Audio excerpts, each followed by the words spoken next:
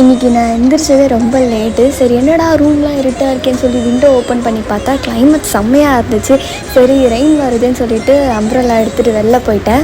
பார்த்தா செம்ம மழை. இந்த சம்மரில் வந்து மழையை பார்க்குறதே எவ்வளோ சூப்பராக இருக்குது.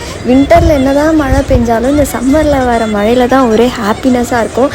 சரின்னு சொல்லிட்டு கொடையை எடுத்துகிட்டு தான் நான் மழையில் போயிட்டு இருந்தேன். டக்குன்னு எனக்கு இந்த டைலாக் ஞாபகம் வந்துச்சா, ஏன் வெளியே நிக்கிற, கொடைக்குள்ள வா. நீ ஏன் கூட உள்ள நிக்கிற, வெளிய வா.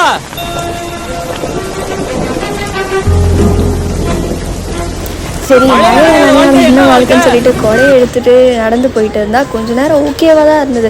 அப்புறம் பார்த்தா செம்ம இடி மழை மின்னல்னு வேறு லெவலில் இருந்துச்சு. ஆஃப்டர்நூன் ஒரு 12 மணிக்கெலாம் வந்து ஈவினிங் மாதிரி இருந்துச்சு. சரி அப்படியே ஃபுல்லாக நனைஞ்சிட்டேன். சரி குளிரில் காஃபி குடிச்சா நல்லா இருக்குன்னு சொல்லிட்டு கடைக்கு போயிட்டு பால் பாக்கெட் வாங்கிட்டு வீட்டுக்கு போயிட்டேன். ஃபுல்லாக நனைஞ்சிட்டேன்.